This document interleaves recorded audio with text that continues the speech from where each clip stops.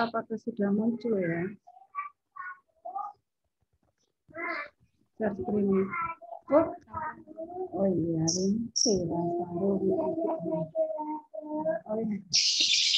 Coba lihat Mama. Oh ini punya adik yang baru. Oh ini punya yang besar. Satu cuma. Iya.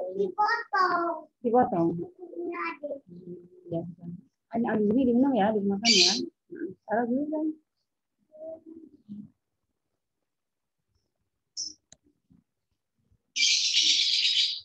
Iki apa ya? Jumpu kok tetep.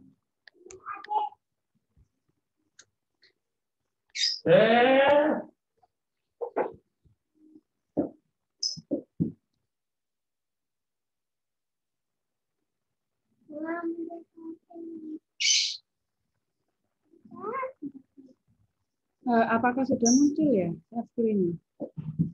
Sudah, Bu. Ya. Nggak tahu laptopnya lemah. Bisa.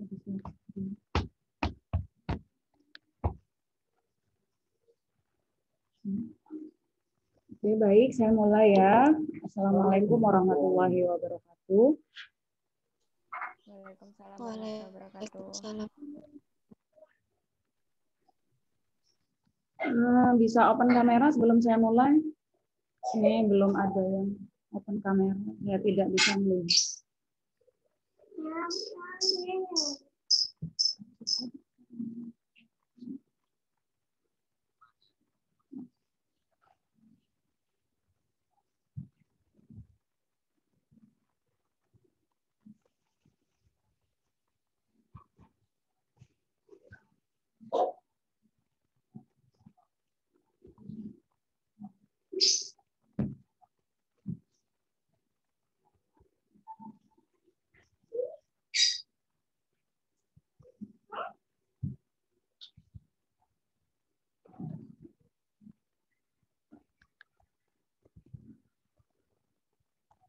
Oke, baik.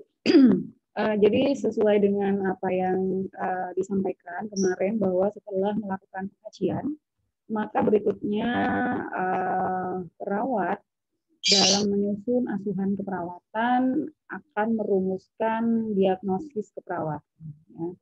Jadi mungkin bisa disepakati ya, kita tidak menggunakan kata diagnosa begitu, atau hanya menuliskan diagnosa saja. Gitu. Diagnosa itu ada banyak, ada diagnosa medis, dan kita tidak menggunakan istilah diagnosa, tapi kita menggunakan istilah diagnosis keperawatan. Ya. Karena untuk kata baku dalam bahasa Indonesia itu tidak ada kata diagnosa, yang ada adalah diagnosis. Jadi mohon bisa seragam dalam menuliskan, ibaratnya kita tidak mencela-mencela gitu ya, konsisten dalam menuliskan asuhan keperawatan. Kalau memang kita menggunakan istilah diagnosis keperawatan, ya maka kita menggunakan semuanya diagnosis keperawatan. Gitu. Jangan ada hanya menuliskan diagnosa. Udah salah hanya menuliskan diagnosa saja. Atau mungkin diagnosa keperawatan. Gitu ya. Itu salah satu bentuk ketidakkonsistenan seorang perawat dalam menuliskan dokumentasi keperawatan. Ya. Kita sepakat menggunakan diagnosis keperawatan. Sebelum melakukan diagnosis keperawatan, sebelum merumuskan diagnosis keperawatan, maka ada satu tahap yang perlu kita lakukan, yaitu kita melakukan analisis data. Ya. Kalau masih ingat di dalam kolom analisis data itu ada nomor, kemudian ada data, lalu ada masalah, dan di kolom terakhir ada etiologi. Ini pun juga jangan dibolak-balik sesuka hati gitu. Kadang kolomnya dibuang, ada yang dibuang, tidak ada etiologinya, tidak ada problemnya, atau tidak ada masalahnya, suka-suka ibaratnya ya. Sehingga di situ bisa kelihatan bahwa perawat itu memang sangat tidak konsisten dalam merumuskan asuhan keperawatan atau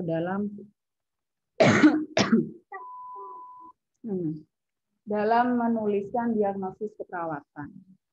Sehingga kalau misalkan memang sudah ada format yang baku ya, di mana di situ sudah ada kolom-kolom yang memang sudah kita sepakati, jangan ada yang dihilangkan begitu. Contoh tadi pada rumusan analisis data.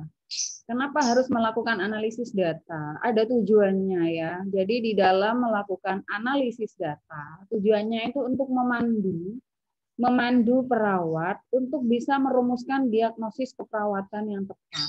Ya, oleh sebab itu di dalam poin analisis data ini akan menjadi sangat penting.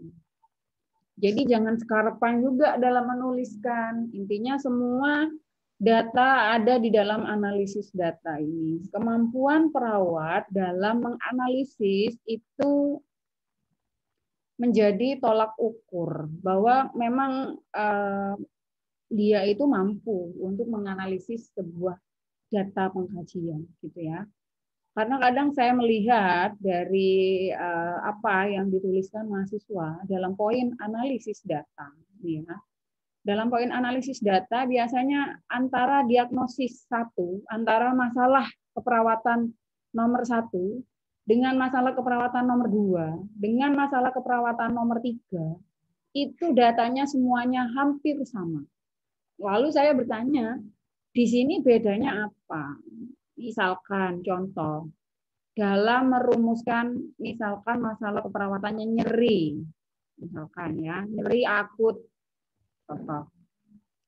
Kemudian yang kedua, misalkan masalah keperawatannya adalah defisit volume cairan, contoh misalkan ya. Yang ketiga, misalkan masalah keperawatannya adalah kekurangan nutrisi, contoh misalkan seperti itu. Saya lihat dalam poin analisis data, itu terutama di data objektif, hampir semuanya sama, tidak ada bedanya. Akan selalu ada di situ adalah tanda-tanda vital atau TTV. Itu akan selalu ada dalam setiap rumusan problem. Kemudian saya kembalikan, bertanya lagi pada mahasiswa, dasarnya apa?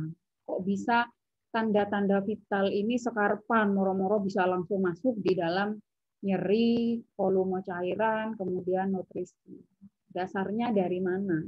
Ya, tidak bisa menjawab. Kalau misalkan memang nyeri, defisit volume cairan, dan juga kekurangan nutrisi, ada tanda-tanda vital yang mendukung. Tanda-tanda vital apakah keempat-empatnya itu semua mendukung, gitu ya? Atau hanya poin-poin tertentu saja. Silakan dilihat kembali sesuai dengan batasan karakteristik untuk mengangkat nyeri, defisit volume cairan, maupun nutrisi. Apakah memang semuanya di situ tanda-tanda vital itu menjadi batasan untuk bisa mengangkat diagnosis tersebut? Kalau tidak menjadi batasan karakteristik, kenapa mahasiswa itu suka menuliskan tanda-tanda vital itu di seluruh problem atau masalah keperawatan gitu. Jadi saya itu bertanya-tanya, kenapa tanda-tanda vital ini akan selalu ada dalam setiap rumusan analisis data dalam setiap problem. Ya karena itu tadi ketidakpahaman dalam menuliskan analisis data. Ya. Padahal kalau kita kembali lagi dalam poin analisis namanya saja kita menganalisis ya, jadi tidak asal caplok, apalagi yang lebih parah lagi ya, menuliskan di dalam analisis data, tetapi di hasil pengkajiannya itu tidak ada. Nah ini menurut saya sudah jauh lebih parah daripada hanya menuliskan TTV. Ya, jadi di dalam kolom analisis data itu ada datanya, misalkan pasien tampak meringis, biasanya ya kalau menuliskan nyeri itu. Saya cross check, di mana sih kamu mengatakan bahwa pasien tampak meringis, tolong tunjukkan datanya saya dalam pengkajian. Dicari bolak-balik ya. dibuka poin pengkajiannya, dibuka lagi. Oh iya, kok enggak ada ya Bula? Terus kamu dapat dari mana itu? Gitu kan. Di dalam poin analisis mengatakan pasien tampak meringis, sedangkan di pengkajian kamu tidak ada. Jadi kan ini saya bertanya-tanya, ini sakjane analisis ini dapat data dari mana sih? Gitu kan. Padahal kalau kita lihat dalam proses keperawatan, pengkajian, analisis, diagnosis itu adalah satu kesatuan, tidak bisa terpisah. Analisis data ya data-datanya kita dapat dari pengkajian itu. Jadi mirisnya kalau misalkan memang di dalam pengkajian itu tidak ada, kenapa bisa timbul ada di dalam analisis, gitu kan? Berarti ada something wrong, ya, ada sesuatu yang salah. Kita menyebutnya dengan data siluman. Ibaratnya kalau mau naik kereta dia itu penumpang yang ilegal, ya, data ilegal. Karena apa? Di dalam pengajian tidak ada. Kok tiba-tiba dianalisis datanya tiba-tiba ada, gitu kan? Nah, itu yang paling lucu sekali ya, kalau misalkan ini dibolak-balik, ada Bu, saya sudah mengkaji itu. Ya coba tunjukkan mana tulisanmu mengatakan pasien tampak meringis itu di poin mana. Ya, dicari bolak-balik tidak ada. Ya memang dia mungkin melakukan pengkajian tapi tidak menuliskan, gitu kan? Dituliskan di mana tidak dituliskan. Itu jangan sampai terjadi seandainya nanti menyusun analisis data. Ya. Baik, itu beberapa pengalaman yang coba saya ceritakan kepada mahasiswa di sini supaya tidak mengulang lagi. Baik saat kalian menjadi mahasiswa maupun saat nanti menjadi perawat, ya, mendokumentasikan keperawatan. Ingat bahwa dokumentasi keperawatan itu adalah bukti legal. Kalian dituntut kalau ada data berupa dokumentasi, ya, maka kalian bisa selamat. Tapi kalau tidak ada dokumen, apa yang mau kita bicarakan? Mau ngomong aja enggak bisa. Kalau ada bukti kita melakukan record, ada rekam jejaknya, maka kita selamat begitu. Sehingga memang harus berhati-hati, ya. Jadi memang harus lengkap, runtut dari apa yang sudah kita lakukan, ya kita dokumentasikan. Itu adalah poin yang paling penting, ya, yang ingin saya sampaikan kepada seluruh mahasiswa yang ada di sini. Baik, kembali lagi ke dalam poin analisis data, ya. Jadi analisis di sini merupakan kegiatan yang dilakukan untuk meneliti data-data yang diperoleh. Jadi data-data yang diperoleh dari mana? Dari pengkajian, ya.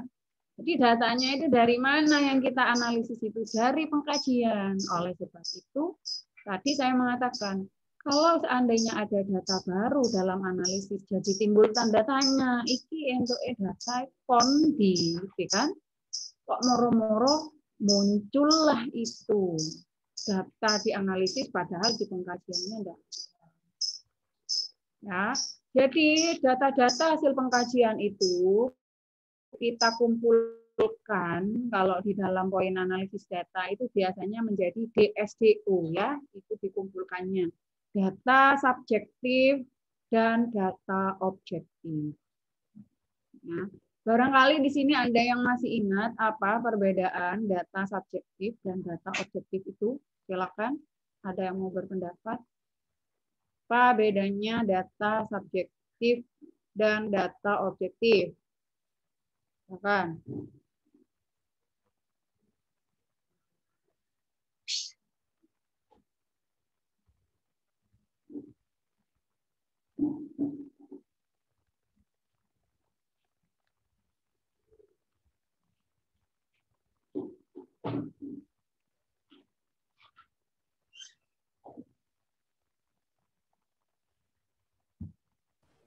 Izin jawab, Bu.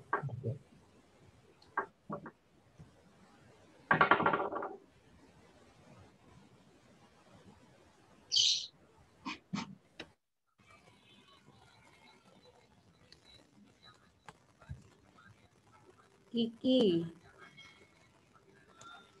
Ape. Siapa Kiki Ape? Iya, Ibu. Bisa membedakan antara data subjektif dan data objektif apa?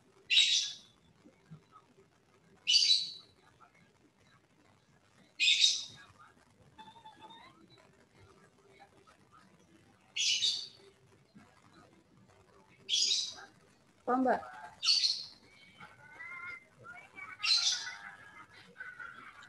Kalau subjektif itu komentar yang didengar oleh perawat, Bu, atau informasi yang diucapkan klien kepada perawat selama pengkajian itu.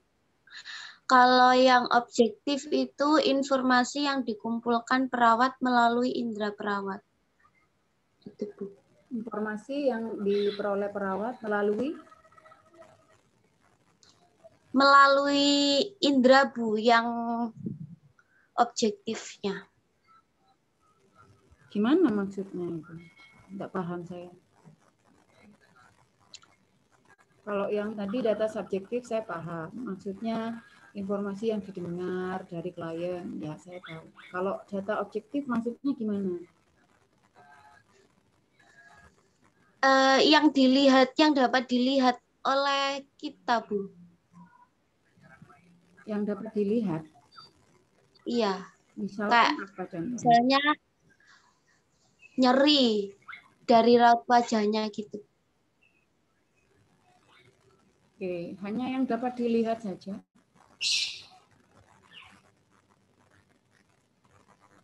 Enggak, Ibu. Yang lain, kalau tidak dapat dilihat, gimana? Berarti bukan masuk data objektif berarti, kalau tidak dapat dilihat.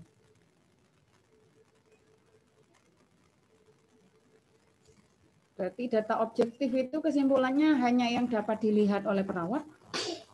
Begitu bisa saya simpulkan begitu tidak? Kalau tidak dapat dilihat berarti tidak masuk data objektif. Apakah begitu kesimpulannya? Tidak, Ibu. Gimana yang benar kesimpulannya?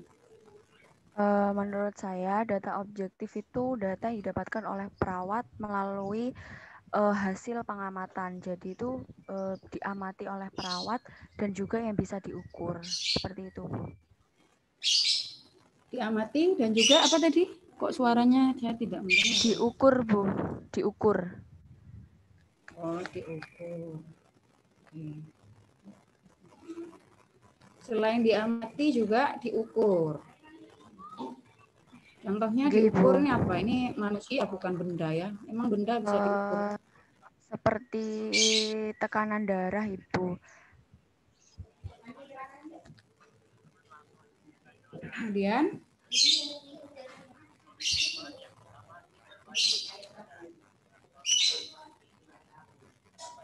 ya, oke, baiklah. Suhu, Ibu. Bisa menangkap. Maksudnya begini ya mungkin. Kalau data subjektif itu adalah apa yang diungkapkan oleh klien maupun keluarga. Ya. Jadi apapun yang dikatakan oleh klien dan juga keluarga, semuanya yang berasal dari mulutnya klien, ya, dari mulutnya keluarga itu disebut dengan data subjektif. Ya, apa yang dikatakan oleh mereka. Sedangkan kalau data objektif itu adalah apa yang dilakukan oleh perawat, misalkan data yang didapat oleh perawat melalui kegiatan-kegiatan seperti observasi, ya, baik itu melihat maupun mendengar. Kita kan bisa melakukan tidak hanya melihat saja, ada inspeksi, ada auskultasi. Auskultasi itu mendengarkan loh, bukan melihat. Ada perkusi, ada palpasi di dalam pemeriksaan fisik itu. Kita menekan, kita mengetuk. Nah, itu kan nggak cuma melihat saja. Jadi kalau data objektif itu hanya didapat dari melihat, ya nggak dapat data objektif nanti kita. Nah, jadi didapat dari hasil observasi, hasil pemeriksaan, ya, apa yang kita lakukan kepada pasien. Kemudian juga selain itu data objektif itu dari hasil laboratorium. Ingat, itu masuk data objektif. Meskipun kita tidak langsung memeriksa.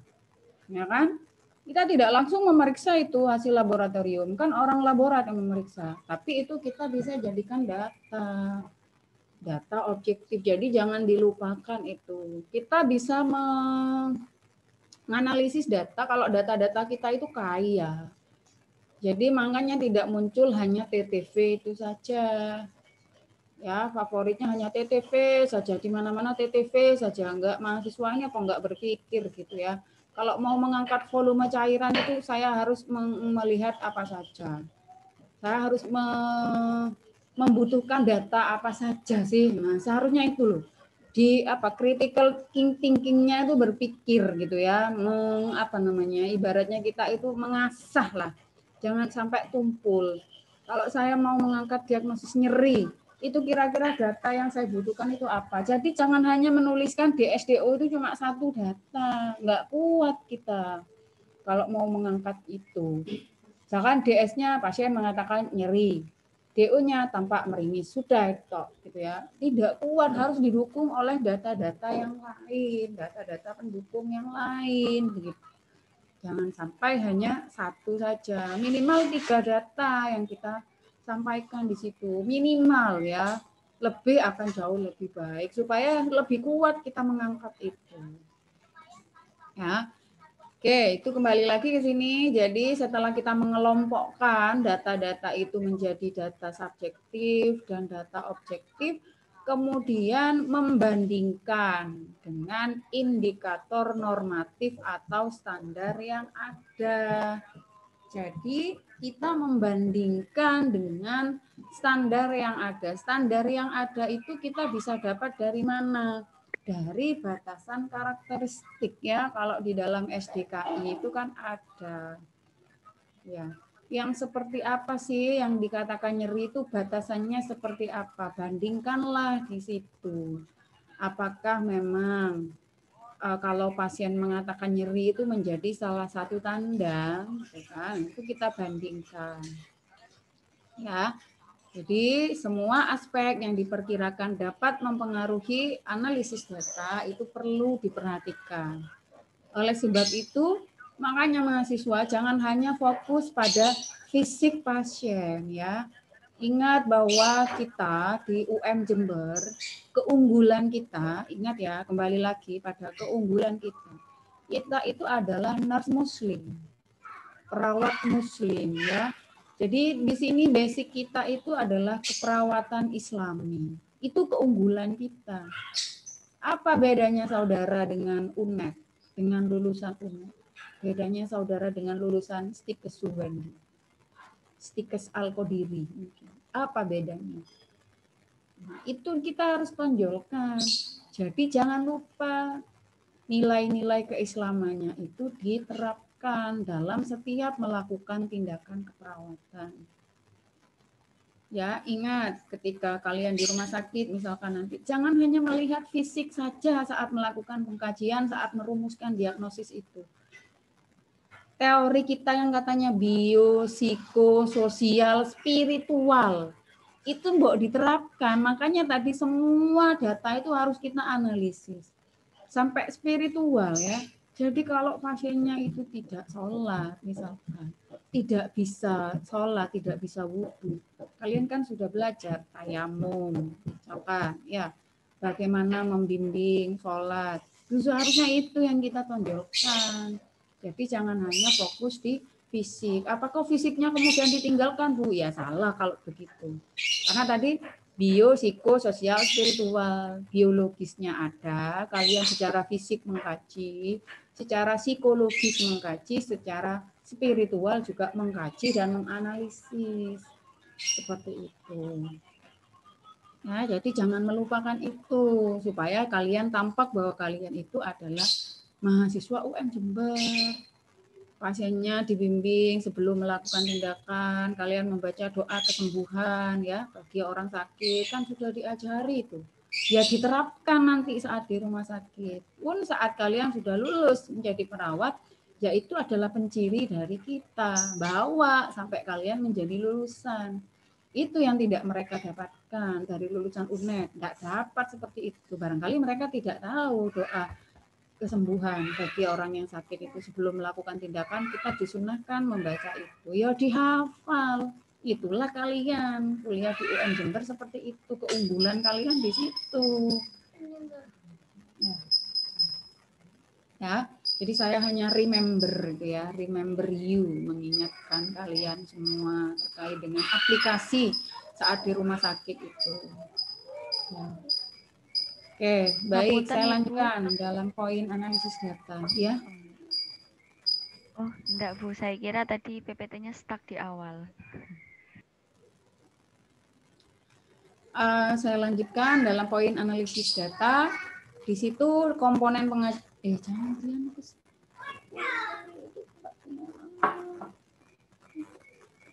Kemarin kita sudah membahas terkait dengan poin komponen dalam pengkajian ya. Kemarin kan ada data umum, ada riwayat dan tahap perkembangan keluarga. Ini kemarin kita sudah bahas ya. Lingkungan, struktur keluarga, fungsi, stres coping, pemeriksaan fisik sampai dengan harapan keluarga. Ini kemarin kita sudah bahas di pertemuan pertama. Maka data yang ditemukan itu apa saja, kemudian tadi bandingkan dengan batasan karakteristik ya. Batasan karakteristik itu bisa kalian lihat di dalam buku SDKI itu ada, di dalam Nanda itu juga ada. Saya sarankan kita sekarang menggunakan aplikasi 3S ya.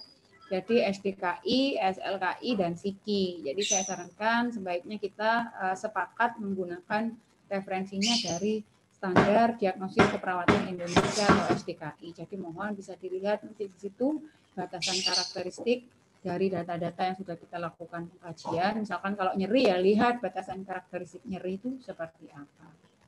Ya.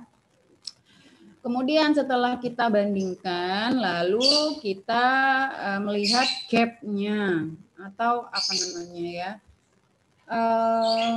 Ini miss-nya gimana gitu. Jadi misalkan tadi dikatakan bahwa data yang kita temukan, misalkan ya, data yang kita temukan tadi pasien mengatakan nyeri. Kemudian di dalam batasan karakteristik yang dikatakan nyeri itu, batasan karakteristiknya adalah ada ungkapan bahwa klien itu mengatakan nyeri. Oh, ini sudah match gitu ya. Berarti ini match. Artinya bisa kita masukkan ke dalam poin analisis data. Nah, kalau misalkan tadi ada peningkatan tekanan darah misalkan di dalam batasan karakteristik. Ternyata yang kita kaji dari pasien tekanan darahnya normal misalkan. Ya jangan kita masukkan ke dalam analisis, berarti itu tidak match, tidak ada gap di situ. Ya, tidak ada ini artinya kok tekanan darahnya normal ya, padahal di batasan karakteristik mengatakan ada peningkatan tekanan darah. Misal contohnya. Oh, berarti ini tidak masuk, tidak ada gap di situ. Jadi jangan dimasukkan ke dalam analisis data tadi tekanan darah yang normal itu tadi. Ya, jangan menuliskan tekanan darah 110 per 80 per 80 mm Hg dimasukkanlah ke dalam analisis data. Jangan, artinya tidak match di situ, tidak ada gap ya, tidak ada celah yang bisa kita jadikan data itu adalah sesuai dengan batasan karakteristik. Apalagi menuliskan TTV ya, lebih parah lagi itu jadinya. Ya sudah tidak match dimasukkan di match-matchkan ibaratnya seperti itu. Jadi namanya saja kita menganalisis itu kita menganalisis data itu apakah bisa kita jadikan data subjektif dan data objektif. Jadi dibandingkanlah dengan batasan karakteristik. Contoh yang lain misalkan tadi kekurangan volume cairan, misalkan defisit volume cairan. Di batasan karakteristik misalkan dia di batasan karakteristik di Nanda itu ada dari balance cairan dia memang ini apa namanya ada kekurangan negatif. Setelah kita hitung balance cairannya ternyata tidak negatif ya jangan dimasukkan di balance cairan itu ya. Kemudian ada lagi misalkan di batasan karakteristik itu mukosa kulit kering misal contoh ya. Lalu setelah kita lakukan pengkajian, dari hasil pengkajian itu mukosanya sudah tidak kering, barangkali dia sudah berapa hari di situ misalnya. Ya jangan kita masukkan itu dalam poin analisis. Jadi ibaratnya yang tidak ada gap dari batasan karakteristik itu tidak bisa kita jadikan data. Meskipun kita sudah melakukan pengkajian. Jadi kita memilih data-data yang sekiranya menjadi penguat dan oke, match dengan yang ada di batasan karakteristik. Ingat, apa tolak ukur kita itu adalah batasan karakteristik yang ada di SDKI ya. Jadi itu adalah apa namanya tolak ukur kita dalam merumuskan suatu masalah keperawatan. Nah, Baru kalau misalkan sudah oke ya, masalahnya ketemu tadi, kemudian ini etiologinya apa, baru sebelum kita memasukkan ke dalam diagnosis di sini, baru kita cari dulu etiologi. Ini penyebabnya apa, nyerinya itu karena apa, itu kan? Kita buka lagi pengkajian kita. Ini nyerinya karena apa ya? Apakah karena spasme otot? Apakah spasme otot itu berarti ada ini ya, spasme dari ototnya? Apakah karena luka? Ada luka di situ sehingga dia mengatakan nyeri. Yang mana? Kan sudah kita lakukan pengkajian, toh? Dilihat lagi, berarti data-data etiologi ini kita juga masukkan ke dalam analisis data, sehingga etiologi misalkan terdapat ini luka pada ini, berarti ada trauma ya, trauma fisiologis luka, yaitu yang kita sebutkan di dalam etiologinya. Jadi tergantung etiologinya ini berbeda-beda. Nyeri karena luka akan nyeri akan beda dengan nyeri karena spasme otot. Kemudian kalau defisit volume cairan, ini etiologinya karena apa? Buka lagi pengkajiannya. Hasil pengkajiannya, oh ini ternyata defisit volume cairan karena dia apakah kekurangan intake, jadi dia intake-nya yang kurang, atau ada masalah di dalam tubuhnya, misalkan terjadi kebocoran plasma, ada DBD misalkan, plasmanya bocor sehingga banyak yang keluar. Apakah karena itu? Dilihat lagi hasil pengkajiannya dari riwayat-riwayatnya ya, dari pengobatannya, dari ini sepertinya itu. Jadi kita harus berpikir keras, apa ini etiologinya. Jadi jangan asal memasukkan etiologi, harus tahu kita etiologi defisit volume cairannya ini kira-kira karena apa ya. Nah, namanya saja etiologi, penyebab. Karena apa? Yang akan kita intervensi itu juga akan berkaitan dengan etiologi. Ya. Jadi kalau tadi etiologinya intake-nya yang kurang, karena dia kurang minum ya, misalkan karena dia tidak makan, lemes, ini karena kurang minum. Berarti intervensinya nanti kita tingkatkan minumnya. Tapi kalau kebocoran plasma tadi, masih ditingkatkan minumnya seaprek-aprek sudah tidak akan berhasil karena bocor. Berarti yang kita atasi adalah bagaimana mengatasi kebocoran plasma itu. Nah, itu kan akan berdampak pada intervensi. Jadi jangan main-main terhadap merumuskan etiologi. Ya, sekarepan nih biasanya mahasiswa menuliskan etiologi itu sekarepan. Ya, sehingga nggak matching intervensinya apa, etiologi penyebab dari itu penyebab dari apa namanya? Dari diagnosisnya apa? Karena yang kita intervensi itu sakjane adalah etiologinya, penyebabnya. Jadi kalau etiologinya asal-asalan, ya intervensinya juga asal-asalan. Pokok ada intervensi gitu. Ya, sampai di sini dapat dipahami ya. Jadi ingat betul dalam merumuskan problem, dalam menganalisis data, merumuskan problem, merumuskan etiologi itu harus benar-benar kita berpikir ini karena apa? Lihat lagi kondisi pasiennya, gitu ya. Kondisi keluarganya kita lihat lagi. Ya, karena di sini kita berbicara diagnosis keperawatan keluarga. Baik, saya lanjutkan. Kalau kita sudah melewati proses menganalisis data, kemudian menemukan masalahnya, kemudian menemukan etiologinya, maka kita rumuskan diagnosis keperawatan keluarga itu dengan formula problem, etiologi, dan simptom. Ya, ini juga harus konsisten, mahasiswa. Ya, jangan asal-asalan dalam menuliskan problem, etiologi, simptom. Apalagi cuma menuliskan defisit volume cairan. Sudah itu saja. Padahal kalau kita lihat rumusan diagnosis itu ada problem, ada etiologi, ada simptom. Jadi bawa terus itu dalam setiap dokumentasi keperawatan kalian, konsisten dalam menuliskannya. Kalau ada problem, pasti ada etiologi, ada simptomnya, ada tanda dan gejalanya. Jadi tadi dirumuskan yang betul, defisit volume cairan. Berhubungan dengan, ya kan? Berhubungan dengan apa? Kita berbicara etiologi. Misalkan berhubungan dengan kurangnya intake, kurangnya masukan, misalkan contoh ya. Ditandai dengan tulis apa tanda-tandanya. Misalkan tadi mukosa bibirnya kering, misal ya.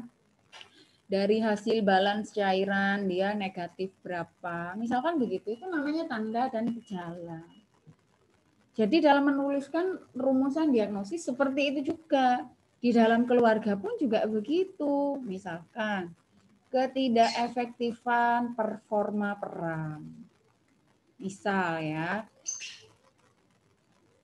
berhubungan dengan, kan biasanya begitu kita menuliskannya, ya, berhubungan dengan apa etiologinya dia tidak optimal perannya tadi itu. Misalkan kompleksitas peran, karena baru ini ya kemarin yang saya ceritakan itu, misalkan baru punya anak, berperan sebagai ibu, sebagai istri, belum lagi berperan kepada yang lain, jadi kayak ewu pakai wuh gitulah ibaratnya ya. Nah, kompleksitas peran, dia stres intinya, jadi tidak optimal perannya. Ditandai dengan, nah, sebutkanlah tanda-tandanya itu. Misalkan ibunya mengatakan demikian, dia stres, tidak bisa membagi waktu, misalkan. Kemudian yang lain apa tanda gejalanya disebutkan. Jadi saya yang membaca dokumentasi kalian akan percaya bahwa ini memang betul diagnosisnya adalah ketidakefektifan performa peran begitu.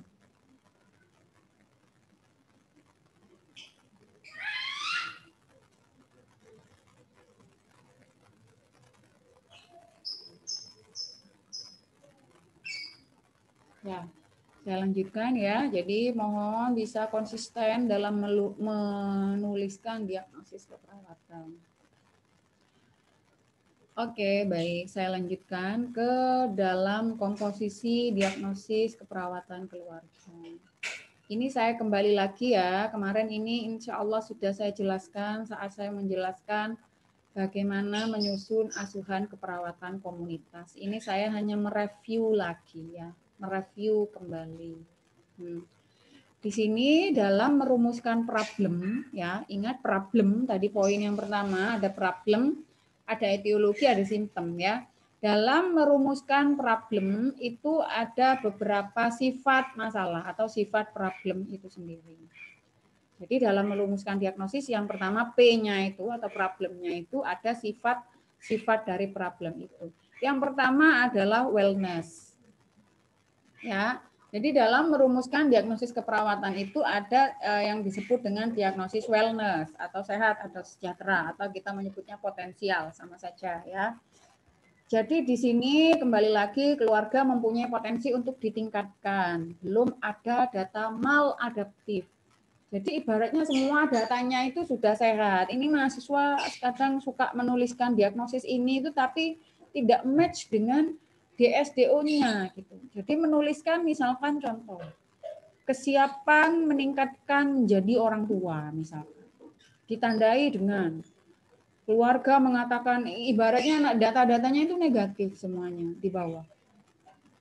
Keluarga mengatakan stres untuk menjadi orang tua baru, keluarga mengatakan bahwa dia tidak bisa menjadi orang tua baru dan segala macamnya. Nah, ini kan tidak match gitu ya. Berarti diagnosisnya itu bukan diagnosis wellness kalau data-datanya demikian. Mohon bisa dibaca ya. Berarti mahasiswa tadi tidak membaca batasan karakteristiknya. Ini suka saya biasanya sering melihat askepnya anak nurse itu ya. Diagnosisnya sifatnya wellness, saya bisa melihat dengan tanda kenapa itu wellness, karena tandanya adalah kesiapan meningkatkan.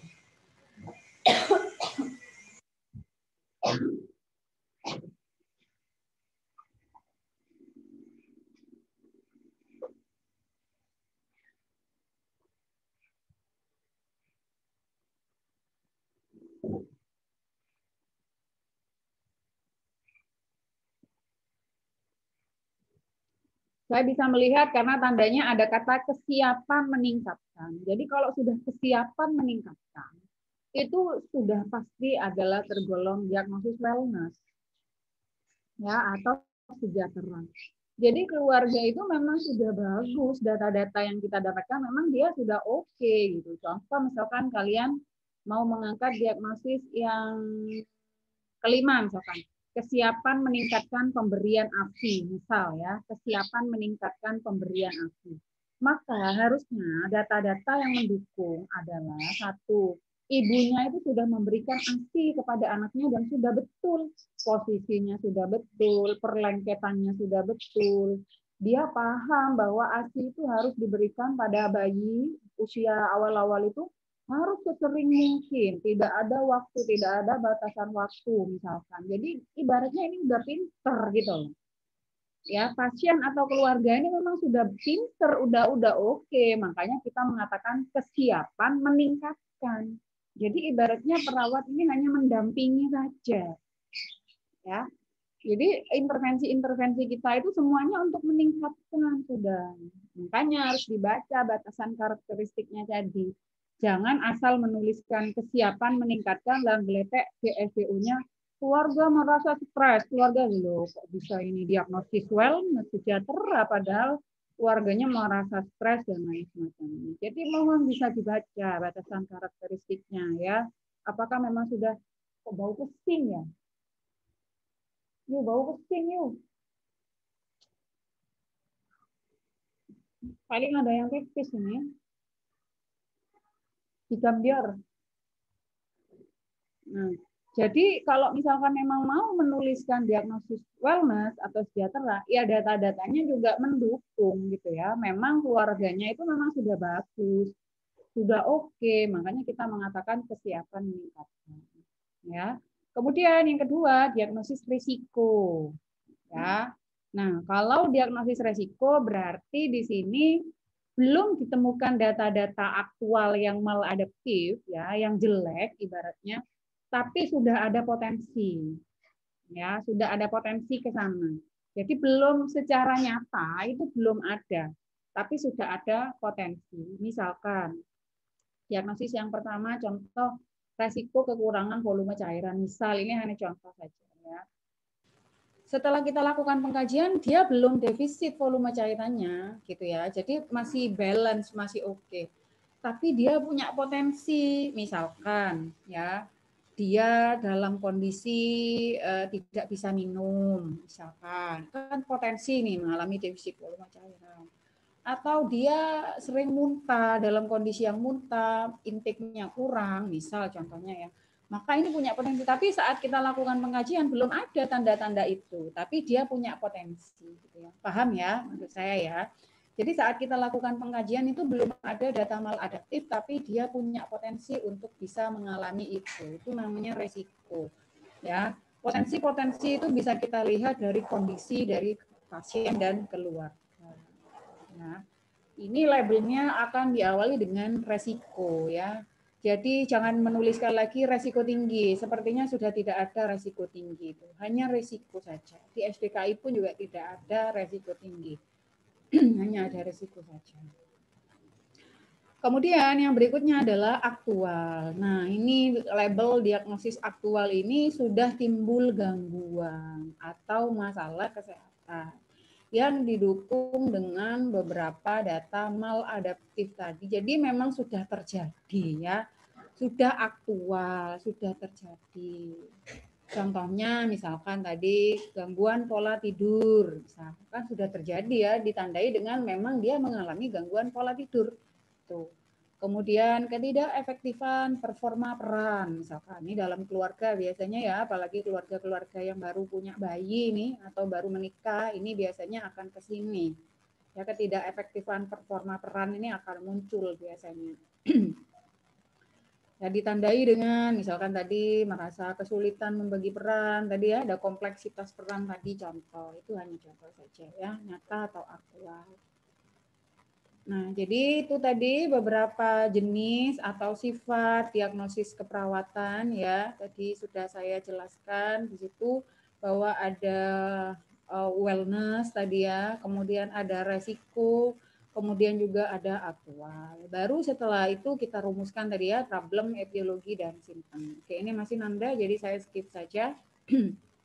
Nah, ini contoh dalam merumuskan DSDO ya.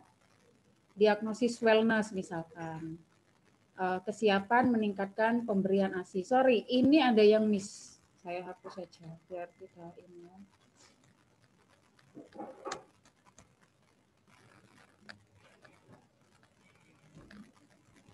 Oke, tidak ada yang miss ternyata, betul.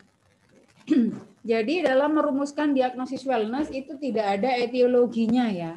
Jadi dia diagnosis tunggal.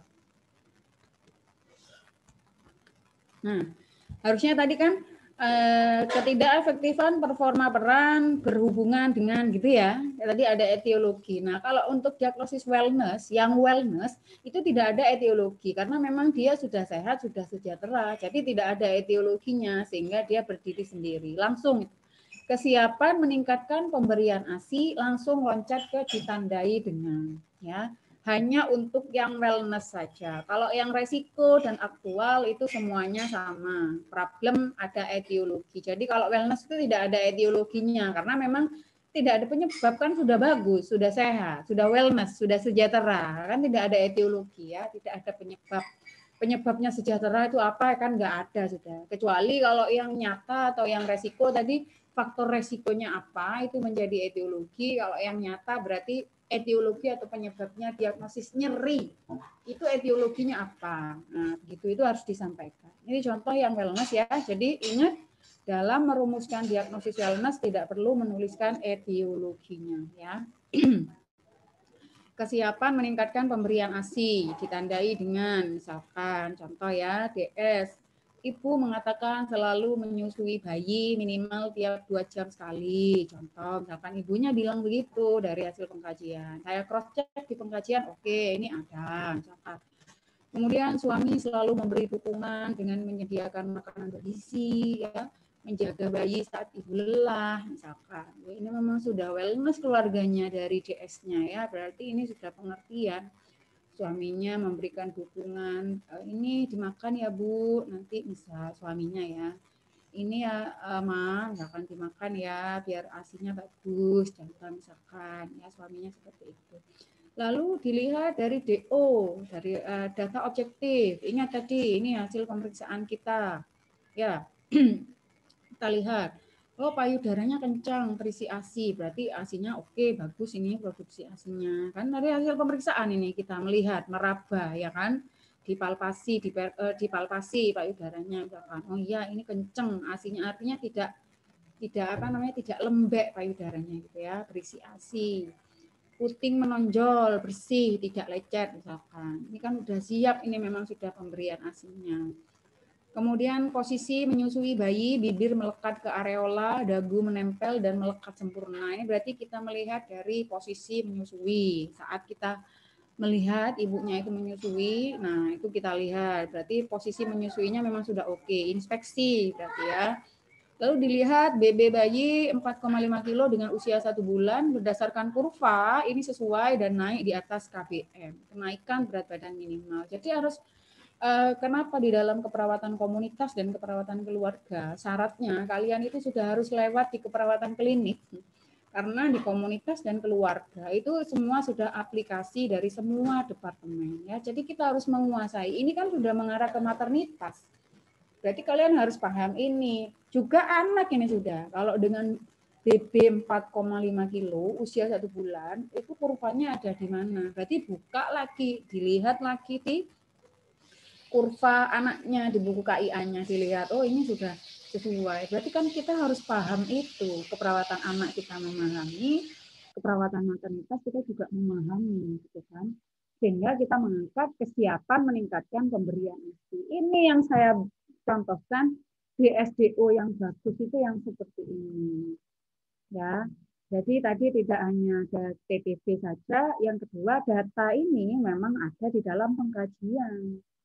Nah, lalu pertanyaan saya, ini DSDO ini kalau di keperawatan keluarga, ini nanti bisa kita dapat di mana ya? Contoh yang DS, ibu mengatakan selalu menyusui bayi, suami selalu memberi dukungan. Ini bisa kalian dapat di poin yang mana ini? Hasil pengkajian kemarin. Coba saya ingin tahu pendapatnya kira-kira. Di poin data umum, kemudian tahap perkembangan atau di poin yang mana? Kemarin, coba saya diingat-ingat lagi. Kira-kira kalau ingin mendapatkan data, ibu mengatakan selalu menyusui bayi, Suami selalu memberi dukungan. Nah, ini kira-kira bisa kita dapat dari poin mana? Poin apa? Ada yang bisa berpendapat?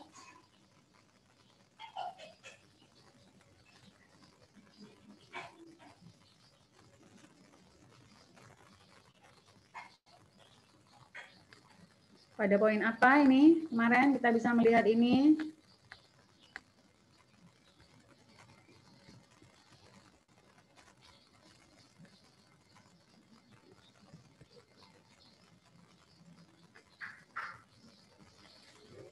Halo, mahasiswa, sudah ada yang bersuara?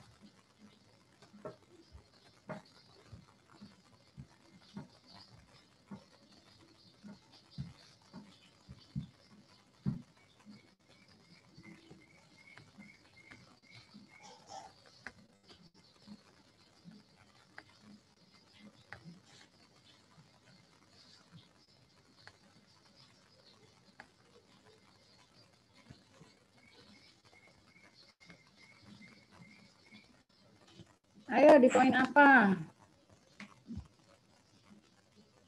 Sia-sia saya memberi kuliah kemarin ini.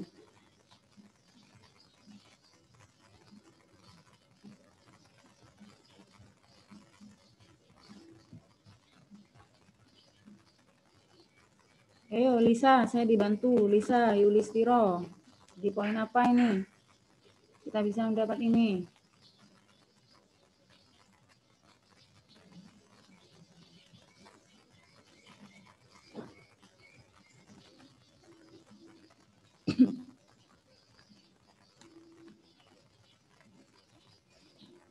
Mana Lisa ini? Lihat ini.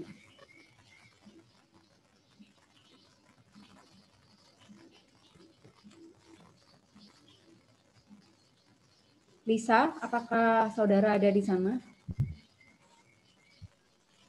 Iya, Ibu. Ya. Menurutmu ini harus mengkaji di poin apa kemarin ini? Untuk mendapatkan data DS itu.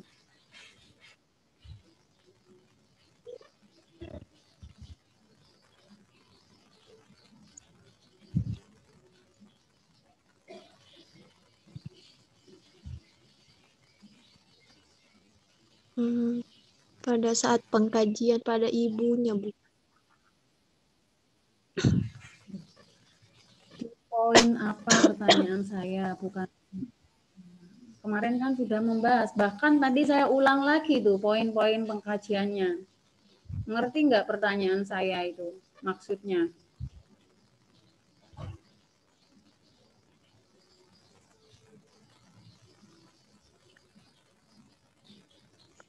Jawabannya nggak matching dengan pertanyaan saya. Nggak mendengarkan kan dari tadi? Mendengarkan, Bu. Nah, iya, menurutmu pada poin apa ini kita bisa mendapatkan ini? Pada poin pertanyaan yang mana dalam pengkajian itu?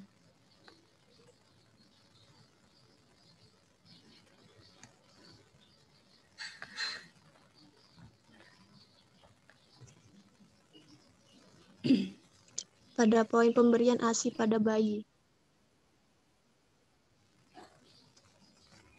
Yang lain ada yang bisa membantu menjawab tidak? Emang ada poin pemberian ASI pada bayi saat kita bertanya di poin pertanyaan pengkajian itu? Please lah didengarkan sedikit gitu kalau ada yang menjelaskan, Rek. Tadi saya ulang lagi loh poin-poin pertanyaannya kemarin dalam kajian. Kan kemarin kamu nggak ikut kuliah, tak, Mbak?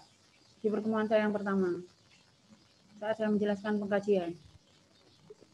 Ikut. Ya, kamu kalau ikut memang ada poin pertanyaan itu kan? Apa saja sih kalau boleh saya tahu kalau kamu memang ikut kemarin apa saja? Poin-poin pertanyaan di dalam pengkajian keperawatan keluarga itu meliputi apa saja? Coba sebutkan, Wis. Bisa. Kalau kamu memang ikut.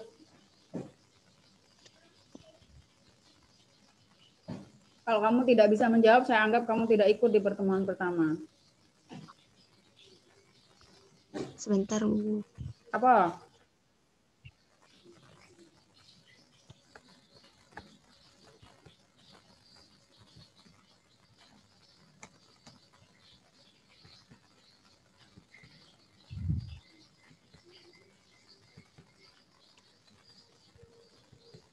pada tahap riwayat dan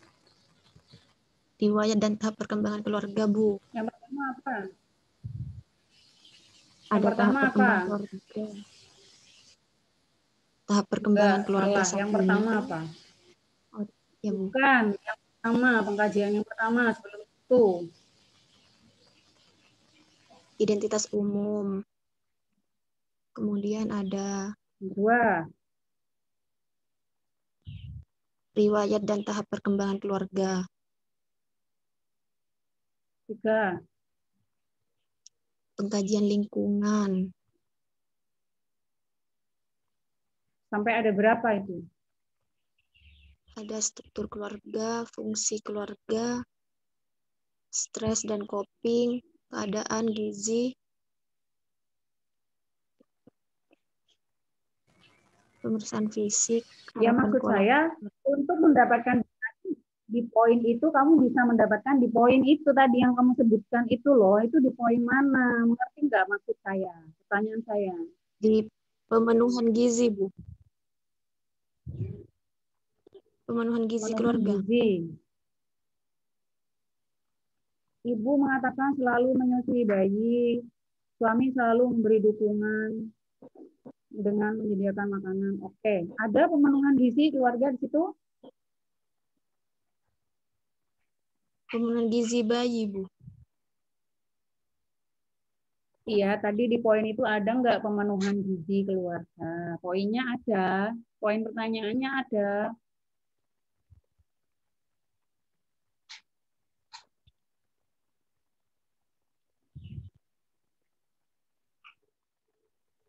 Ada tidak di dalam poin pemenuhan gizi tadi? Di yang kamu sebutkan tadi itu loh. Itu, Bu, dari Ada DS-nya kah kan pemenuhan suami gizi? selalu beri. Bukan, pertanyaan saya Ada, Bu. pemenuhan gizi itu ada nggak di poinnya tadi itu loh. Jawab iya tidak aja loh. Iya, ada, Bu. Ya sudah, kalau memang ada pemenuhan gizi berarti oke, kamu bisa mengatakan di situ. Selain itu, di mana lagi kita bisa mendapatkan data ini? Pada dukungan keluarga, Bu. Dukungan keluarga, nggak matching, nggak bisa mendapatkan ini. Di mana selain itu? Dibantu yang lain, cukup Lisa. Yang lain sebelum saya panggil namanya. Siapa yang mau berpendapat?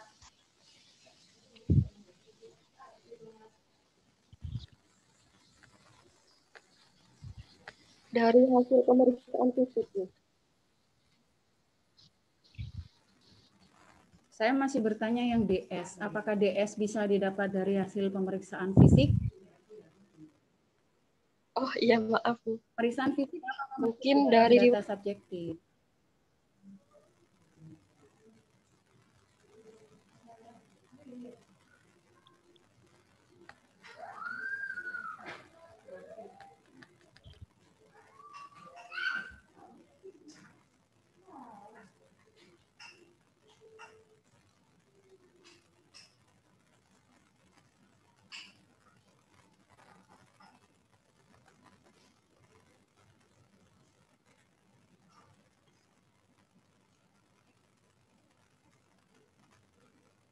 Dari mana lagi kita bisa mendapatkan data ini saat melakukan pengkajian menjawab, apa? Bu.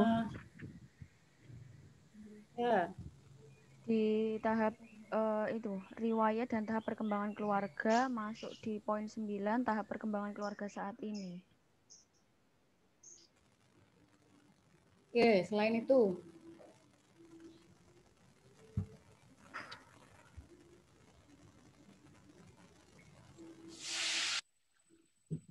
Poin apa lagi? Kita bisa mendapatkan data ini Dari saat bertanya, maksud saya ya, bertanya gitu. Apa lagi? struktur keluarga, Ibu. Ada di poin pola atau cara Keluarga dapat apa?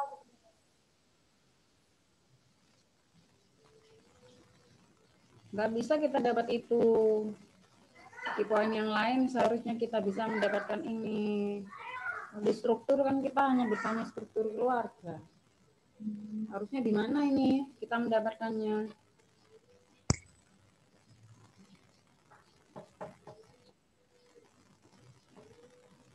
selain di pemenuhan gizi, selain di tahap dan riwayat dan tahap perkembangan keluarga, di poin mana lagi kita bisa mendapatkan data subjektif seperti ini? Kalau Kita bertanya. di sini ada fungsi afektif, Hah? fungsi keluarga. Di fungsi keluarga, di situ ada fungsi afektif dan fungsi perawatan kesehatan. Seharusnya di situ kemarin kan sudah saya banyak, padahal itu masuk di tahap pengkajian kedua loh, menjadi data fokus.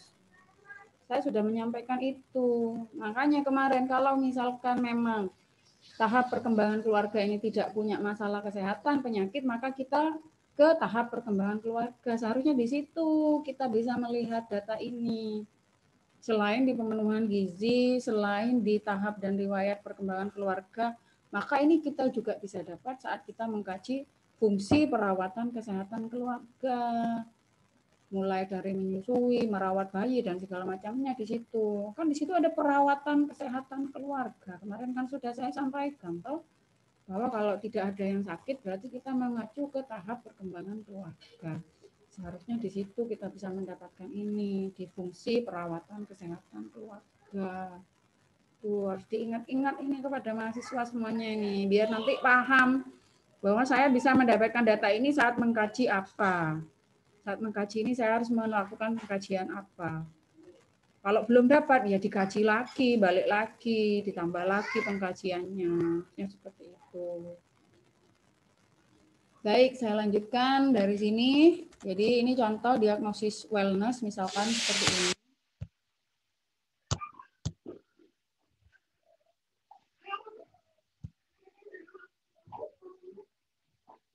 Ini beberapa diagnosis keperawatan keluarga ya. Sudah saya coba ini, tapi ini masih yang versi Nanda, ini masih yang lama. Saya belum mengidentifikasi lagi untuk yang di SDKI yang kaitannya dengan keluarga itu yang mana begitu. Cuman ini sudah saya identifikasi kalau di Nanda itu memang cukup banyak ya. Jadi mohon bisa diperhatikan kepada seluruh mahasiswa. Jangan lagi mengatakan bahwa ini adalah asuhan keperawatan individu. Ya. Jadi kita berbeda. Asuhan keperawatan keluarga dan asuhan keperawatan komunitas itu bukan asuhan keperawatan individu. Jadi tolong nanti dalam merumuskan diagnosis keperawatan, ya harus menggunakan diagnosis keperawatan keluarga, bukan individu. Makanya jangan jadikan keluarga yang hipertensi, diabetes, itu keluarga favorit.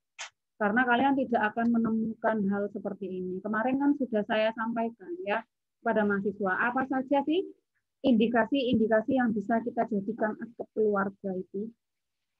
Sudah saya sampaikan kemarin ya, ada beberapa indikasi. Supaya apa? Kalian bisa memunculkan diagnosis ini. Kalau kembali lagi ke diagnosis keluarga yang punya hipertensi, keluarga yang punya DM, pasti akan balik lagi ke diagnosis individu. Apalagi pengkajiannya secara individu, ya pasti akan muncul diagnosis individu. Ingat, kita di sini membahas diagnosis keperawatan keluarga. Ya, sasarannya adalah keluarga. Sehingga harus dimunculkan diagnosis keluarganya itu. Jangan ada diagnosis di dalam keluarga misalkan. Ketidakefektifan bersihan jalan nafas. Iki sakjane kliennya individu apa keluarga gitu kan. Nah, untuk bisa memunculkan ini tadi, poin pentingnya harus ada di dalam pengkajian.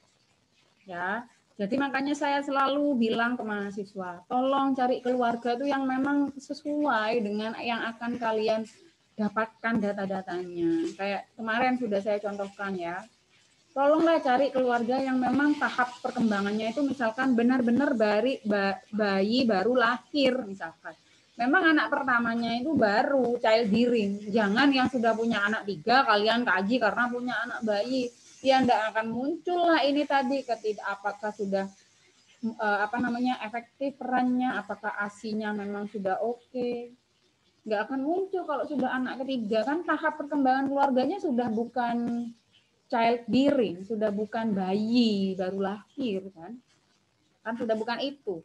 Kemarin kan kita sudah sepakati ditentukan oleh anak tertua. kan sudah disepakati itu. Jadi cari yang memang sudah sesuai karakteristik keluarganya itu. Ya, supaya muncul nanti masalah keluarganya itu apa itu supaya muncul.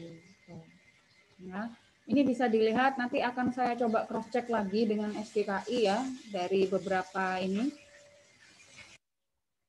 Nah, dari beberapa diagnosis ini, konflik pengambilan keputusan ini, dan mohon bisa diingat kepada mahasiswa. Ya, etiologi dari keperawatan keluarga itu bukan 5 tugas kesehatan keluarga, itu konsep lama. Ya, jangan ada yang menuliskan misalkan begini. Kontaminasi berhubungan dengan ketidakmampuan keluarga mengenal masalah kesehatan. Ada yang seperti itu, saya bisa memastikan mahasiswa itu pasti nyontoh. Ya, karena kita sepakati etiologi dari keperawatan keluarga itu tidak ke 5 tugas kesehatan keluarga. Tidak ke sana, bukan ke sana etiologinya. Jadi kita menggunakan etiologi yang memang ada di SDKI itu. Ya, apa etiologinya saat kita mau mengangkat resiko keterlambatan perkembangan, ya berarti apa faktor resikonya yang ada di SDKI, ya itulah yang menjadi etiologi. Bukan 5 tugas kesehatan keluarga. Jadi jangan ada lagi yang menuliskan etiologinya adalah 5 tugas kesehatan keluarga yang sudah disampaikan kemarin, yang sudah dibicarakan kemarin. Kita sudah tidak mengatur ke sana. Itu menjadi data fokus dari pengkajian. Wah, jadi etiologinya tetap. Baik, ini nanti silakan bisa dibaca kemudian dicari lagi ya. Jadi dalam merumuskan diagnosis itu kita harus mencari lagi, ini masuk diagnosis individu, oh ini keluarga, oh ini komunitas. Jadi harus jangan diterabas. Semuanya dimasukkan ke dalam diagnosis keluarga. Ya. Jadi kita harus memilah-milah, misalkan, oh ini bisa, ini masuk ke keluarga.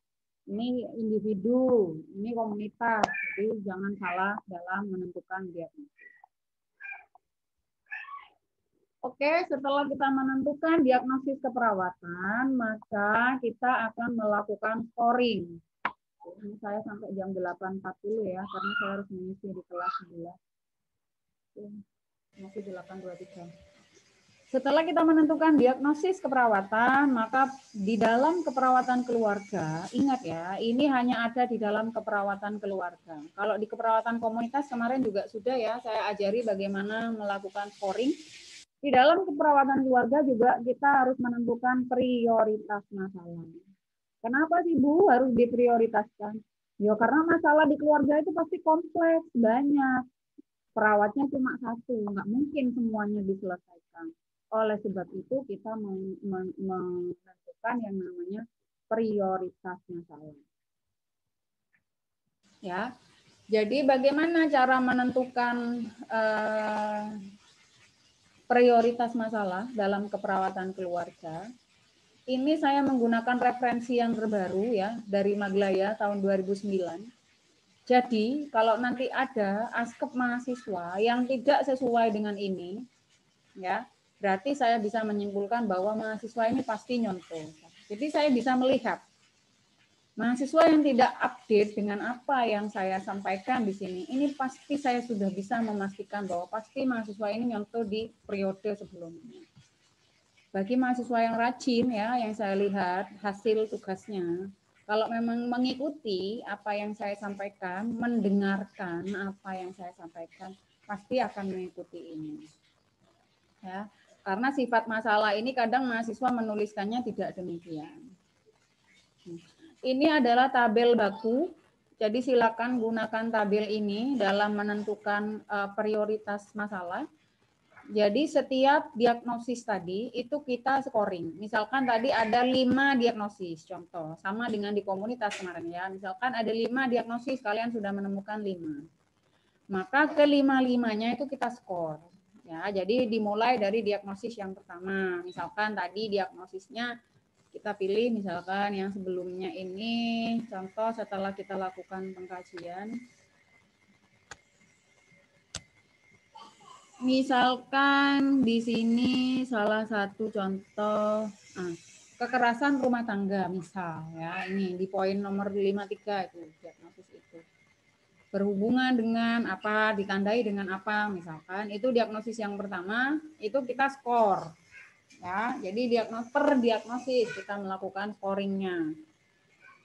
Yang pertama kita lihat dulu sifat masalahnya. Ini tadi sudah saya jelaskan sifat masalah ini. Ada wellness, ada aktual, ada resiko, ada potensial tadi. Ya, sifat masalah. Tadi kan sudah saya jelaskan di awal ya, yang wellness itu seperti apa, yang aktual itu seperti apa, resiko itu seperti apa, potensial seperti apa. Kalau diagnosisnya ini di poin nomor 53, kekerasan rumah tangga. Tadi yang mau kalian scoring. Kira-kira menurut kalian sifat masalahnya yang mana? Wellness, aktual, resiko, apa potensial? Yang mana?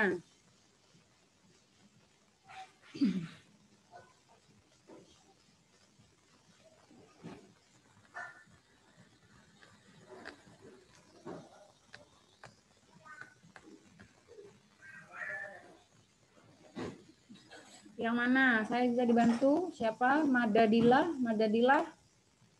Saya bisa dibantu menjawab?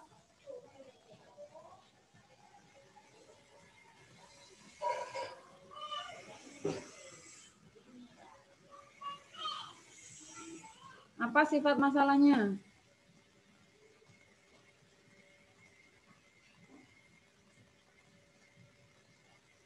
Mas, bisa dibuka mikrofonnya. Jawab.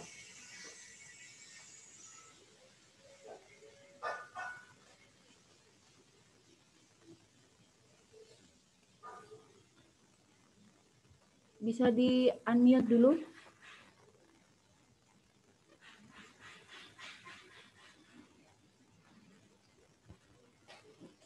Oh, sepertinya dia tidak sedang mengikuti kuliah saya. Dia tidak menjawab, tidak merespon saya.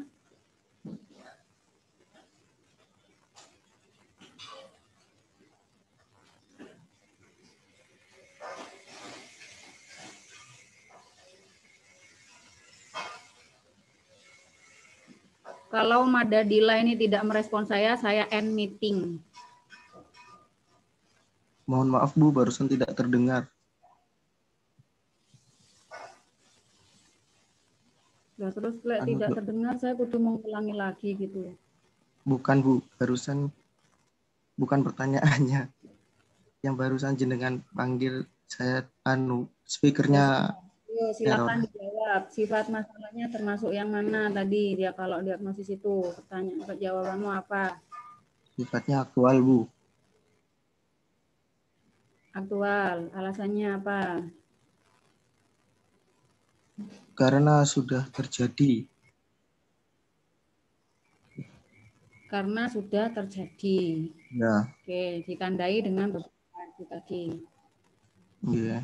Oke, baik. Kemudian kalau misalkan kita scoring diagnosis yang kedua, misalkan diagnosisnya adalah nomor 57 misalkan, yang lain ya selain Madadila ini. Nomor 57, risiko terjadinya pelecehan anak misalkan. Kan itu diagnosis yang kedua ya, mau kita skor. Contoh lah, ini sudah selesai yang diagnosis 1. Kalau diagnosisnya resiko terjadinya pelecehan anak, sifat masalahnya masuk yang mana? Saya bisa dibantu, yang lain? Risiko, Bu. Sifat masalahnya adalah resiko. Berarti kalau resiko skornya berapa? 2. 2. Kalau aktual tadi skornya 3. Nah, ya. Jadi mohon dalam menentukan sifat masalah, ya, maka di sini kalian harus bisa melihat sifat masalah yang sudah saya jelaskan tadi. Ya, sifat masalahnya apa dia masuk wellness tadi, apa masuk aktual, resiko atau potensial. Nanti ini kalian masukkan ke dalam rumus. Ya, rumusnya nanti saya jelaskan di slide berikutnya. Bu, apakah skor sama bobot ini bisa diganti-ganti? Tidak bisa. Ini sudah ketentuan ya. Jadi silakan kalian menggunakan ini, tinggal memasukkan ke dalam rumus. Bobot itu 1, kemudian nomor 2 itu 2, nomor 3 itu 1, nomor 4 itu 1. Jangan tanya kenapa bisa seperti itu, Bu. Tanya ke yang nulis aja ya. Karena mereka pasti sudah punya teori untuk bisa memilah-milah, menuliskan skor seperti ini, bobot seperti ini. Gitu ya. Ini bukan saya yang menentukan ini, tapi ini menurut teori sudah seperti ini. Oke, paham ya sifat masalah ya tadi dalam melakukan scoring. Jadi jangan asal menuliskan sifat masalah, asal skor. Kemudian yang kedua, kemungkinan masalah dapat diubah. Ini juga mohon konsisten mahasiswa. Jangan suka-suka saya. Kadang ada yang menuliskan begini. Kemungkinan masalah dapat dicegah. Ya. Jadi di sini diubah dengan dicegah itu sama atau berbeda? Diubah dan dicegah. Ya jelas berbeda toh. Nah, tapi karena nyontoh tadi, nyontoh yang dicontoh yang salah. Dituliskan nomor 2, kemungkinan masalah dapat dicegah gitu ya. Jadi saya itu sudah bisa menilai. Oh, mahasiswa ini memang tidak mendengarkan apa yang dijelaskan. Karena apa? Lah buktinya sudah diomongin begini, kemungkinan masalah dapat diubah. Lah kok bisa berubah kemungkinan masalah dapat dicegah ya, gitu kan? Itu. Jadinya saya hanya terheran-heran saja ya. Oh, ternyata karakter mahasiswa ini seperti ini. Ya. Kemungkinan masalah dapat diubah. Nanti coba terutama saat nurse tuh, saat sudah lupa dia teori-teori ini, saat aplikasi udah amburadul jadi asapnya ya. Ada mudah, sebagian tidak dapat. Kemudian yang ketiga, potensi masalah untuk dicegah. Ya, berbeda. Jadi ada sendiri kata-katanya adalah potensi masalah untuk dicegah. Dengan yang nomor 2 itu ada sendiri. Jangan suka-suka sendiri mengganti-ganti. Ya, karena kita sudah diberikan panduan. Lalu yang keempat adalah menonjolnya masalah. Makanya hati-hati kalau kita copy paste. Lebih baik kita mengerjakan sendiri, ngetik sendiri apa yang ada di sini yang sudah disampaikan. Copy paste itu resikonya sangat tinggi. Ya, belum lagi dimarahi karena kok bisa begini lah. Kalian kan mengubah teori, lebih gak mau dimarahi orang teorinya diubah. Suka-sukanya kemungkinan masalah dapat dicegah, padahal harusnya kemungkinan masalah dapat diubah. Muncul lagi kadang potensi masalah untuk dicegah. Gitu. Potensi masalah untuk diubah, kadang begitu. Jadi dibolak-balik oleh mahasiswa. Ini sakjane karepe mahasiswa iki opo sih gitu kan. Nggak ngerti gitu ya. Kemudian yang keempat, menonjolnya masalah tadi. Bagaimana kita bisa menentukan ini? Kemungkinan masalah dapat diubah itu mudah, sebagian, tidak dapat. Itu ada kriterianya. Ingat, ada kriterianya. Jadi suka-suka saya dong Bu, saya mau memilih kemungkinan masalah dapat diubah itu, saya pilih mudah aja. Nah, maka saya akan bertanya, kamu memilih kemungkinan masalahnya dapat diubah mudah itu kenapa? Kan pasti ada alasan. Ya kan? Alasannya itu apa? Dapat dilihat di sini. Ya, misalkan tadi ini sudah saya jelaskan sifat masalah. Nah, ini kemungkinan masalah dapat diubah. Ya, yang ini kemungkinan masalah dapat diubah. Ini mudah sebagian dan tidak dapat. Kita lihat di sini. Apa yang menjadi tolak ukur perawat dalam menentukan masalah itu dapat diubah dengan mudah, sebagian atau tidak dapat. Yang pertama adalah pengetahuan keluarga. Ya, semakin tinggi pengetahuan keluarga itu, maka akan semakin mudah masalah itu untuk diubah. Misalkan tadi diagnosisnya adalah resiko pelecehan ya, pelecehan pada anak-anak itu. Setelah kita korek-korek bagaimana sih pengetahuan keluarga tentang pelecehan pada anak itu, ternyata pengetahuannya itu tinggi loh sakjane. Tapi kenapa dia beresiko melakukan pelecehan misalkan? Nah, berarti sakjane dari pengetahuan dia tinggi. Ya kan? Berarti semakin mudah untuk kita ubah. Oh, mungkin karena ini ya, segala sesuatu hal. Sehingga kita berikan nilai pengetahuan untuk dari sisi pengetahuan dia tinggi. Bagus. Ya, lalu kemudian teknologi. Semakin gampang teknologi, keluarga itu punya teknologi dalam hal ini misalkan handphone untuk mendapatkan informasi ya, maka akan semakin mudah. Sumber daya keluarga dalam bentuk fisik, keuangan, tenaga, misalkan ya. Semakin mereka punya sistem keuangan yang baik, ya kan, punya tenaga yang oke, baik, masih sehat gitu, maka akan semakin mudah untuk diubah. Paham ya maksud saya ya? Jadi bisa dilihat dari sini. Sumber daya perawat dalam bentuk pengetahuan, keterampilan, waktu. Jadi di sini dari perawatnya, dari kalian sendiri. Saya sendiri pengetahuan tentang pelecehan anak, bagaimana saya terampil di situ, bagaimana waktu saya dalam mengatasi itu. Semakin kalian tahu, semakin terampil, semakin ini akan semakin mudah masalah itu diubah. Ya, kemudian ada fasilitas di sekitarnya, ada organisasi misalkan ada LSM yang menangani pelecehan anak di sekitarnya, ya, di sekitar keluarga maksud saya. Ya, ada dukungan dari masyarakat. Oh, kalau di sini di masyarakat itu misalkan Pak RT-nya bagus loh dalam ininya, misal contohnya. Maka akan semakin mudah masalah itu untuk diubah. Ya, jadi kita melihat dari ini semua untuk menentukan kemungkinan masalah dapat diubah itu mudah, sebagian atau tidak dapat. Ya, jadi itu adalah tolak ukurnya. Kemudian yang berikutnya potensi untuk dicegah. Potensi untuk dicegah itu dilihat dari apa saja? Kita lihat dari kepelikan dari masalah yang berhubungan dengan penyakit atau masalah itu. Jadi semakin pelik, semakin ruwet gitu ya masalahnya. Berarti semakin sulit untuk kita cegah. Ya. Kemudian yang kedua, lamanya masalah. Ya semakin lama akan semakin sulit kita. Misalkan perilaku merokok pada pasien hipertensi di keluarga. Ya memang itu sudah dilakukan udah bertahun-tahun, udah lama ya. Berarti memang masalah itu sudah terjadi sudah lama dan memang akan semakin sulit kita untuk mencegahnya. Berarti skornya akan semakin kecil. Tapi kalau kepelikan masalahnya itu ya masih sedang, masih ringan ya, tidak terlalu pelik masalah itu, tidak terlalu ruwet gitu, kemudian tidak terlalu lama juga terjadinya, maka ya masih kita kasih skor yang tinggi.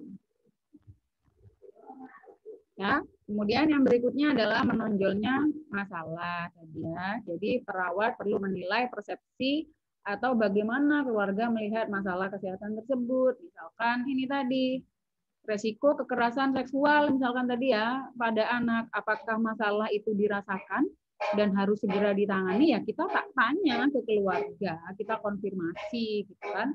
Menurut Bapak, apakah ini suatu masalah sehingga harus segera ditangani, atau justru masalah itu dirasakan tapi tidak perlu ditindaklanjuti? Misal tadi, Bapak ini sudah lama merokok, tapi menurut saya sehat-sehat saja, jadi nggak perlulah kita ini misal. Berarti yang nomor 2. Atau justru masalah tidak dirasakan. Ya, justru itu merasa keluarganya itu bukan suatu masalah. Ya, berarti kita kasih nilai 0.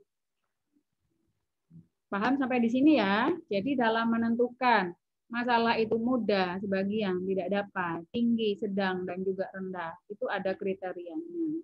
Ya, tadi sudah saya sampaikan. Jadi mohon nanti dalam melakukan scoring bisa menerapkan ini di dalam keperawatan keluarga ya.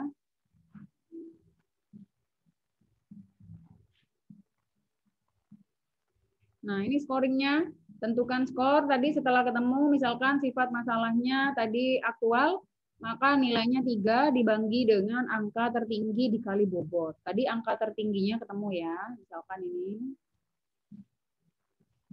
Angka tertingginya kalau di sifat masalah itu berapa dari skor itu? 3. Angka tertingginya berapa? 3. Berarti 3 dibagi berapa? Kalau sifat masalahnya aktual tadi. Sifat masalah aktual skornya berapa? 3. 3. Dibagi angka tertingginya berapa? 3. Angka tertingginya 3. Berarti 3 dibagi 3 dikali bobot. Bobotnya 1. berapa? 1. Berarti 3 dibagi 3 dikali 1 1. nilainya berapa? 1 ya. 3 dibagi 3 itu 1. 1 dikali 1, 1. Berarti nilai untuk sifat masalah itu adalah 1. Ya. Jadi di scoring di paling kanan sendiri itu. Scoringnya berarti 3 dibagi 3 dikali 1 sama dengan 1 ya.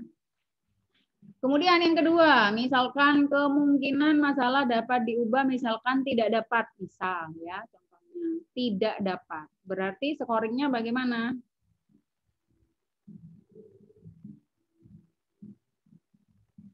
Ada yang bisa membantu menjawab? 0 dibagi 2, Bu. Dikalikan 2.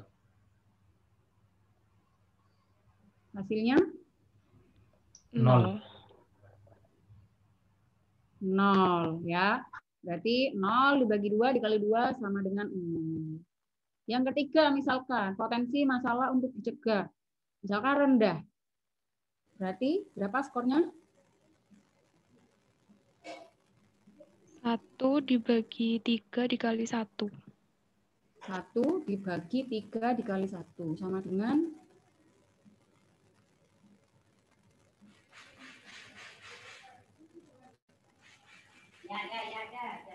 dengan berapa? 1 dibagi 3 dikali 1 0,33, Bu. ya sekianlah sepertiga ya. Yang terakhir misalkan menonjolnya masalah. Masalah dirasakan tidak ada misalkan. Berarti berapa nilainya?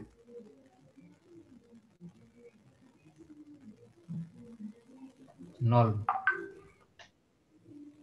0 ya. 0 dibagi berapa? 2 dikalikan 1, 0.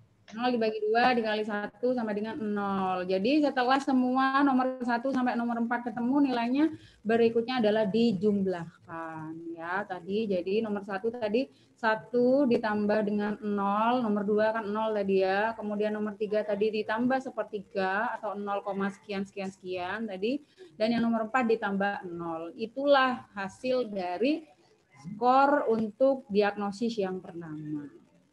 Ya, misalkan setelah ditambahkan tadi jumlahnya ada 2,3 misalkan. Jadi nomor 1 sampai nomor 4 ditambah ya.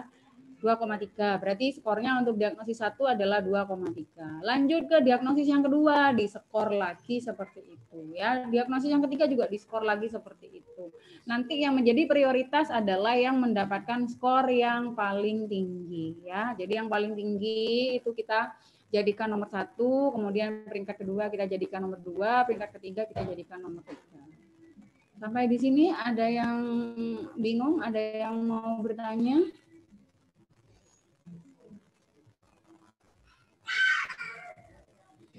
Saya sudah selesai pada poin scoring.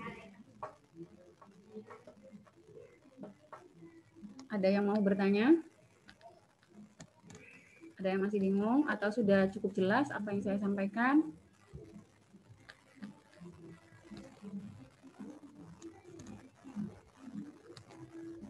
Jelas ya? Tidak ada yang bertanya terkait dengan bagaimana perumusan diagnosis sampai dengan scoring dalam keperawatan keluarga? Sudah jelas?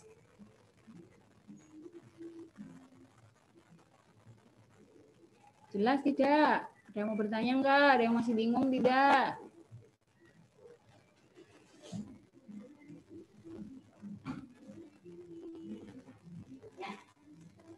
Mana?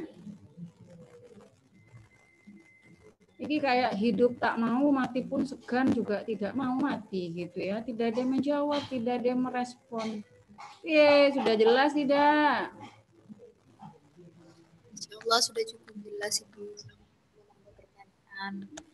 Jelas ya. Kalau memang sudah jelas, nanti tinggal saya lihat aplikasinya gitu ya. Saat kuliah ngomong jelas, jelas, jelas. Giliran sudah dikasih tugas, bingung nggak ngerti. Gitu. Mumpung masih kuliah ini masih bisa bertanya. Silakan kalau ada yang bingung, ada yang tidak tahu, ada yang mau bertanya, saya kasih kesempatan. Kalau memang sudah jelas, ya berarti wes pinter-pinter. Saya anggap sudah bisa.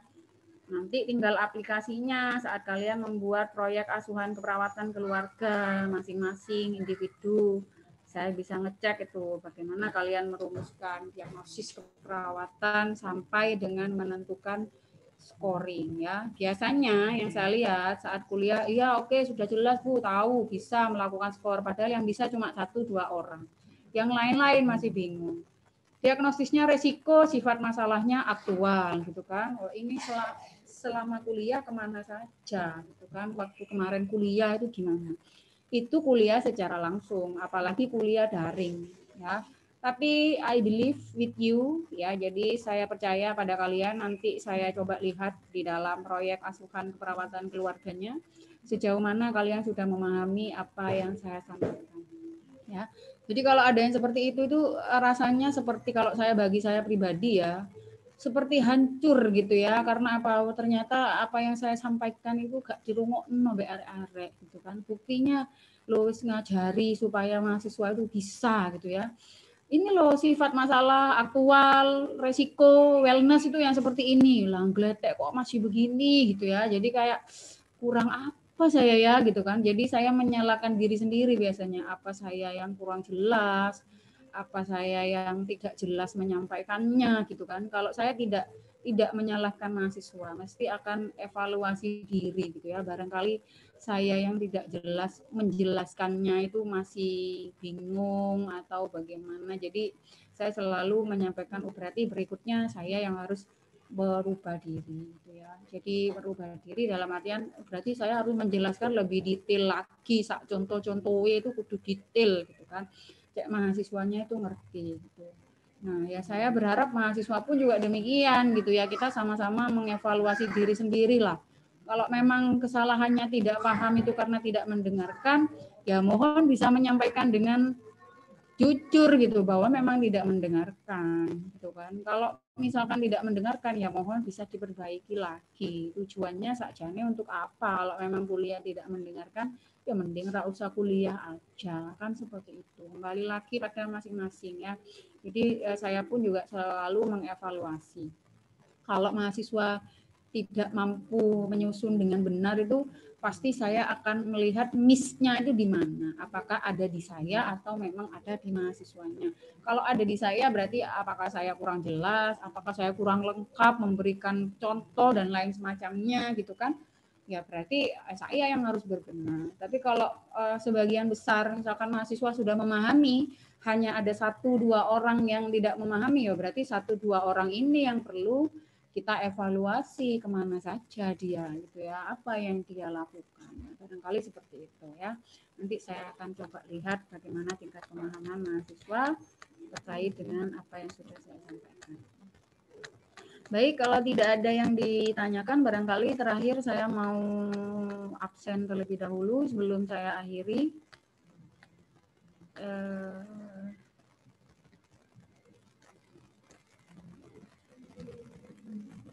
Minggu berikutnya kita kuliah terkait dengan bagaimana menyusun perencanaan keperawatan keluarga ya. Setelah itu kalian kuliah lagi dengan Pak Cahya.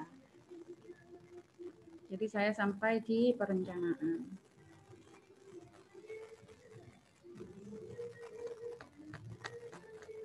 Baik, saya absen terlebih dahulu. Ini dengan kelas B ya.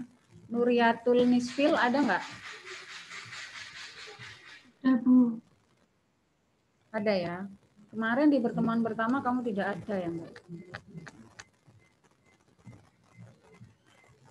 Andani Ageng?